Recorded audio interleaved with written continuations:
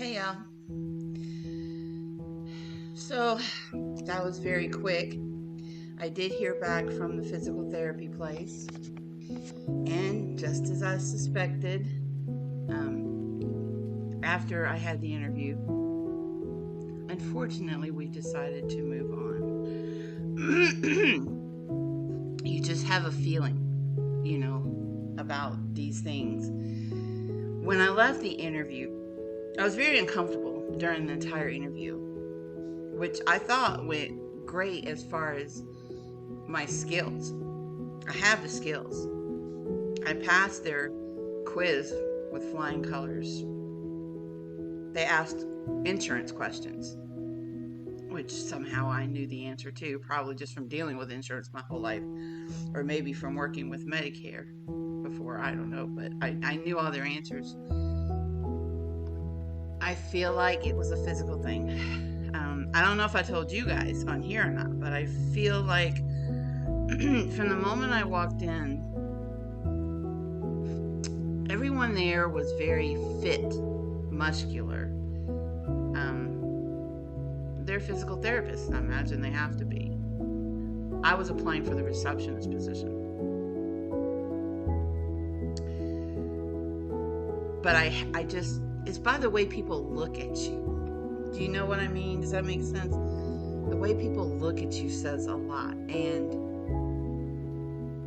I never felt more uncomfortable in my life physically when I was sitting in front of them.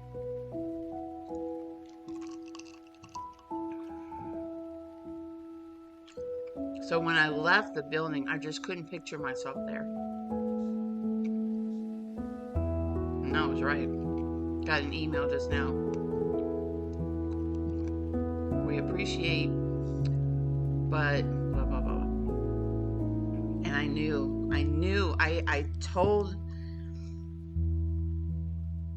I told my sisters, and I think I told Andrew, I just knew, just physically speaking, I don't believe I was their ideal person. Is that a form of discrimination? Yeah, I mean, it is. I definitely believe it was because of my weight.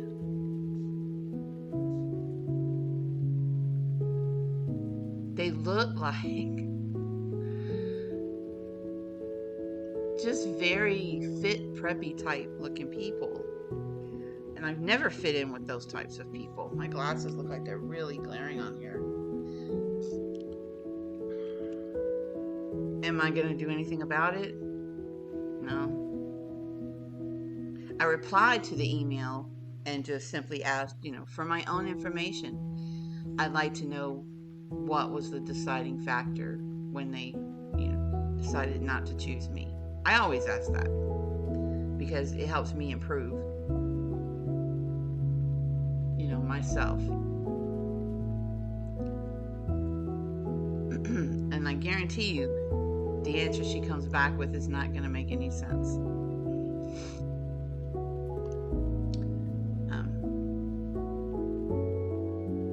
Maybe this is something Andrew and I can do a podcast about. I'd really like to, Andrew, because the thing that hurts my feelings right now, and I'm going to try not to let it, but is that weight discrimination is still a thing. It's still a thing.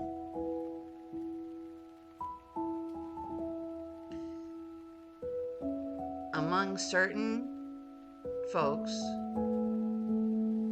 it's still a thing.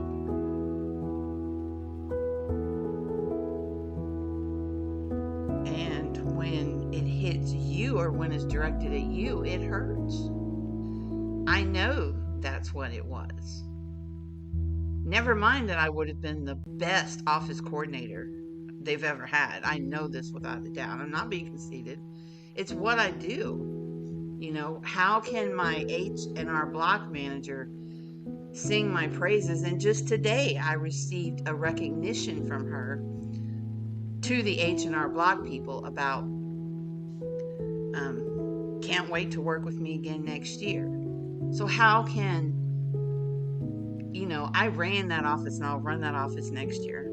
So no big deal there. But in that kind of environment that's very busy, you deal with difficult people, on a daily basis usually.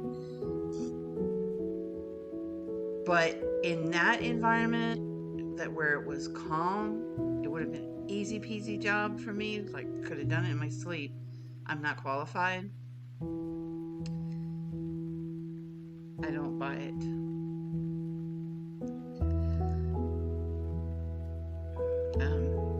So I do believe it was a weight issue, because I defy them to point out anything where my skills are involved. I mean, I flew past the phone interview, right? Then I get to the physical interview and they don't want me. It's a weight thing. I know it is. Okay, and I know there's going to be some people in the comments, well, do something about your weight. I'm working on it. But the thing is, see, I've been working on it my entire life. My whole life. And a lot of it has to do with childhood trauma, and I could sit here and tell you the story now about how my mom put me on an adult Metro-Cal diet when I was in, I think, the 3rd or 5th grade. I can't remember. But when I go back and look at pictures, I was not a fat child at all. I was not even chubby back then. It was after that I started gaining the weight. I'm not going to unbox all that here. Andrew and I can do a podcast and talk about it. But weight discrimination is a thing. It's still a thing. Can you believe that? It's a thing. And I get that, businesses want a certain face. I get that.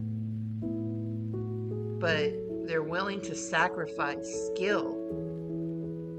Do you know folks always would come into H&R Block and they would say, this is the nicest office that they've ever been in. We had the nicest tax office because of me. Again, I'm not being conceited. I'm repeating what customers have said about me. They preferred to go to the office I was working in and preferred to deal with me. Customers would ask for me on the phone. And it's their loss. It's their loss. But it just hurts to realize that. And I knew it when I left. I knew it the whole time I was sitting there looking at them. Just, for one thing, the guy that was interviewing me could barely look at me. I just disgusted him so much or something. And the woman was on video. She wasn't even there in person. She couldn't even be there. But she was on video. And you could just tell by the way. To make up your mind that fast. There's no way they had time to interview anybody else. To make up your mind that quick. I would rather they had just told me right then and there. But I knew it when I left. I did. I knew when I left. It just wasn't going to happen. I knew it would be because of my physical appearance. I'm a big girl. I am.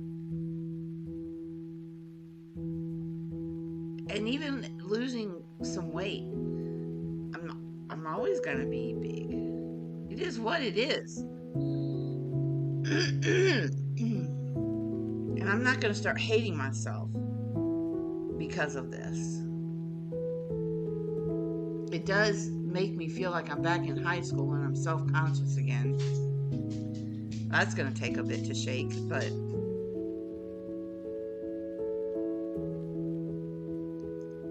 something told me, don't even go to that interview yesterday. I should have listened to that inner voice. Sorry.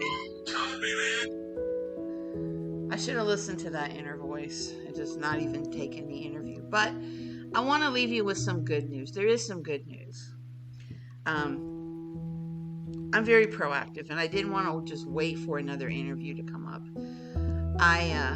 A few weeks ago, I was contacted by a lady here that lives where I do, and she's been looking for someone to just watch her child for 3 hours or so.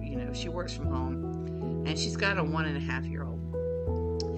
And I mean, she literally lives like 2 minutes from me. And so I'm going to go meet with her tomorrow afternoon. And here's the funny part is it pays just as much. So, but I'm only going to do that until it's time to go back to H&R Block, because it wouldn't be job security just to put all my eggs in that basket, because she's not always going to need childcare. So, and I don't want to get back into that full time. I need something to tide me over. And the more I move up in the company, in fact, the message, the recognition I got from my manager today, she stated that she knows that I'm going to continue to move up in H&R Block. And I feel it. I know I will too. That's a vision I can actually see. But I need something, to get me through. And if it pays as much, just the same, and I've just got to go down the street, I'm not stupid,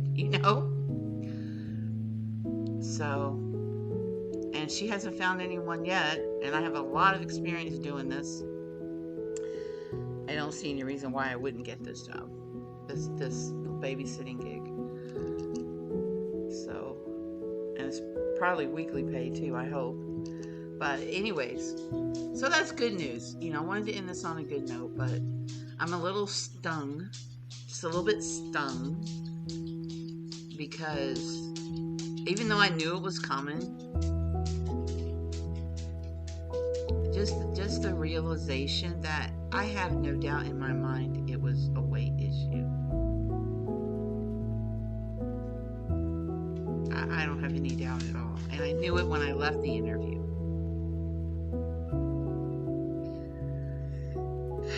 Whatever. It's what it is. You live and it's not actually a live and learn situation. What did I do just now when I put anyway, it's not even a live and learn situation. It's a realization that weight discrimination is a thing. And I just don't usually notice it. But when it hits you in the face and you know that's what it is,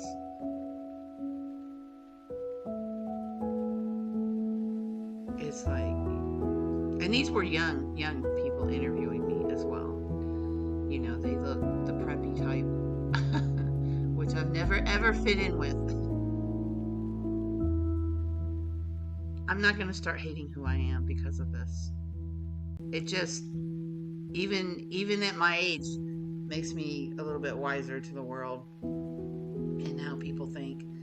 But I don't want to go around thinking that everyone's looking at me negatively either, because I know that's not so. But I do think, physically speaking, I wasn't what they were looking for in their office,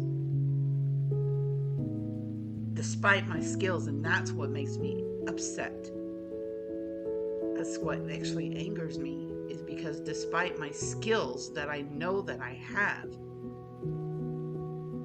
they rejected me based on how I looked. I mean, the guy even says something in the interview that I don't think he meant to say out loud, was, you're the face, the first person they see when they come in. Yeah?